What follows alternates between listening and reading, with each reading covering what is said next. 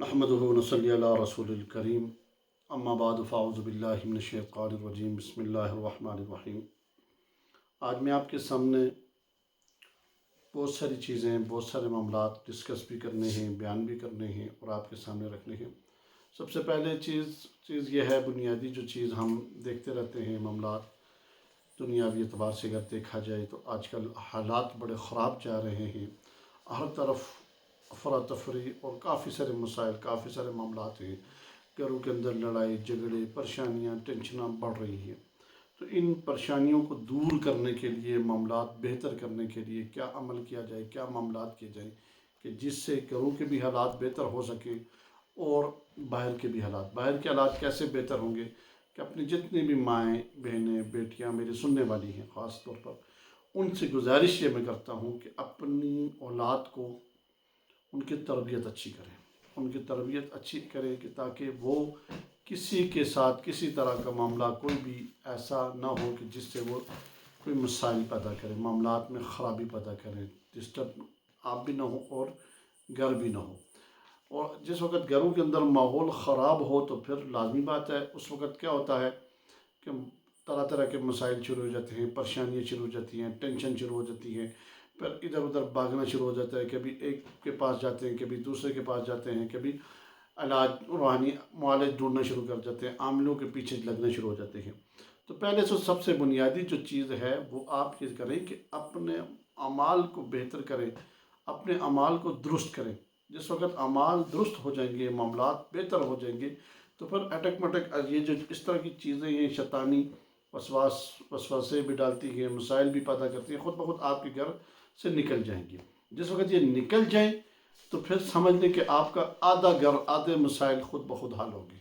تو یہ چیزیں کیا ہیں کہ ہمیں ان چیزوں کے بارے سوچنا چاہیے، گھر کے اندر تربیت کرنی چاہیے، اور بالخصوص جو نابالغ میری بہنیں ہیں، بیٹیاں ہیں، ان کے ہاتھ میں موبائل نہیں دینا چاہیے، اس کے اوپر پابندی لگانی چاہیے، کیونکہ سب سے بنیادی جو خرابی پیدا ہوتی ہے، جو مسائل پیدا ہوتے ہیں، یہ موبائل کی وجہ سے ہوتی ہے۔ میں اس وجہ سے کہہ رہا ہوں کہ میں بہت ساری چیزیں دیکھ رہا ہوں، بہت سارے معاملات آپ کے سامنے رکھیں گے، اس وجہ سے کہ جس وقت ہم ان بچیوں کے ہاتھ میں موبائل دے دیتے ہیں تو پھر پتہ ہی نہیں ہے وہ کیا کرتے ہیں، کیا معاملات ہیں۔ اور بالخصوص آج کل جو ڈرامے دیکھے جاتے ہیں، ان سے بھی دور رہنا چاہیے۔ کیوں؟ سارا گھر کا جو ماحول، مسائل خراب ہوتے ہیں یہاں سے ہوتے ہیں، اور ڈراموں کے اندر اکثر طلاقیں چلتی ہیں، اکثر معاملات خراب ہوتے ہیں، گھروں میں مسائل ہوتے ہیں، پریشانیاں ہوتی ہیں۔ تو یہ ساری کی ساری چیزیں، سارے معاملات اسی طرح کے ہیں۔ تو جس وقت آپ ان چیزوں کو دیکھیں گے، معاملات کریں گے، درستی کی طرف یہی طریقہ ہے۔ پھر اس کے بعد اگر گھر کے اندر لڑائی جھگڑے، نچاکی، پریشانیاں ہیں تو پھر اس کا ایک حل ہے۔ ان چیزوں سے جب دور ہو کر کیا ہے کہ یہ چیزیں آپ دیکھ لیں کہ آپ کے گھروں کے اندر ہیں یا نہیں ہیں، جب ہوں ان سے دور کیسے کیا جائے۔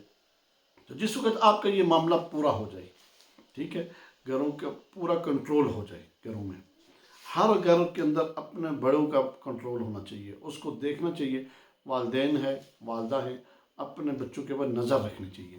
کیوں کہ حالات ایسے جا رہے ہیں، معاملات ایسے جا رہے ہیں کہ جو ہم نے خراب کیے ہوئے، اب ان کو کنٹرول کرنے کے لیے، تاکہ ہر گھر میں جو پریشانیاں، ٹینشنیں، مسائل ہیں، ان سے بچ سکیں۔ اور اس کے بعد اگر کسی کے ساتھ اوریجنل مسئلہ ہو، گھر کے اندر لڑائی جھگڑا، پریشانیاں، مسائل آپ کی جان نہ چھوڑتی ہوں، تو آپ کو کیا کرنا چاہیے؟ سب سے پہلے یہ آپ نے کرنا ہے کہ آپ نے یہ عمل پڑھنا ہے۔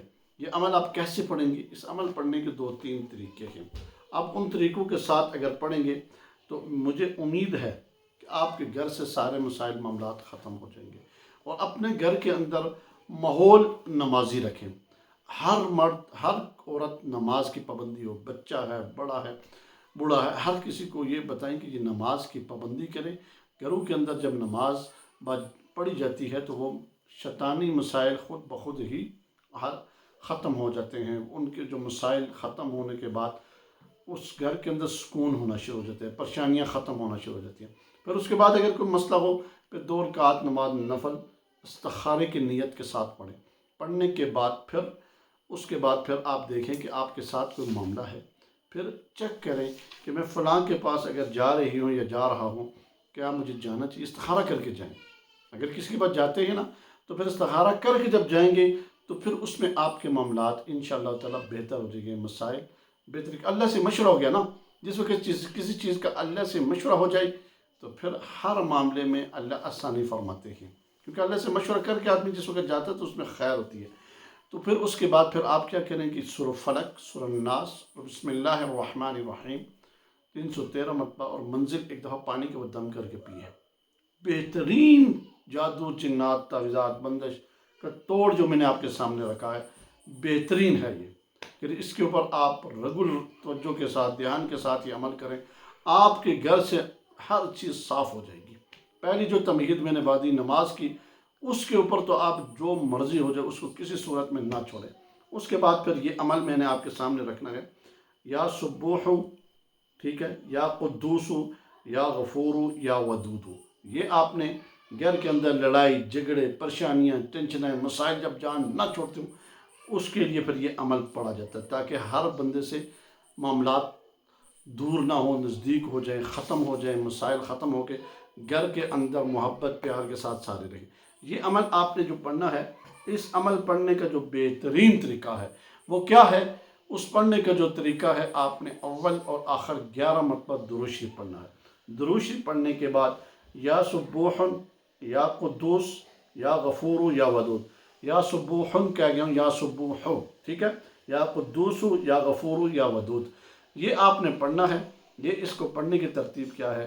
111 مرتبہ، 111 مرتبہ ہر نماز کے ساتھ اگر پڑھ لیں آپ کے لیے بہت فائدہ ہوگا۔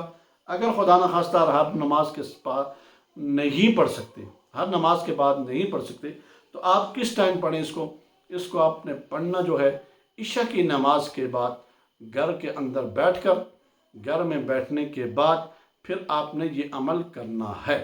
اور یہ عمل کرنے کے ساتھ ساتھ آپ نے توجہ دھیان رکھنی ہے کہ گھروں کے اندر سے نچاکیاں، پریشانیاں، یہ لڑائی، یہ جھگڑے، اس طرح کے مسائل ختم ہو رہے ہیں، یہ آپ نے تصور میں رکھنا ہے۔ انشاءاللہ تعالیٰ مجھے امید ہے اللہ جی سے کہ آپ کا جو یہ مسئلہ ہے، جو پریشانی والا، ٹینشن والا، جو نچاکی ہیں، پریشانیاں کے، یہ ساری کی ساری ختم ہو جائیں گی۔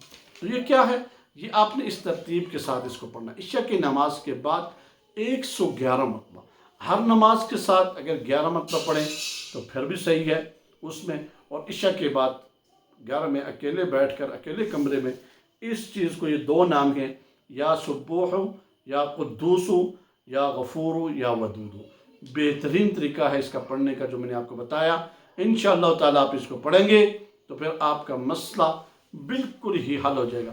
جتنے میری ویڈیوز دیکھنے والے لوگ ہیں، میرے چینل کو سبسکرائب، لائک، شیئر ضرور کیا کریں۔ اللہ تعالیٰ جو کچھ سے دعا ہے کہ اللہ تعالیٰ ہم سب کو اپنے حفظ و امان میں رکھے، جو کہا سنا اس پر عمل کرنے کی توفیق عطا فرمائے۔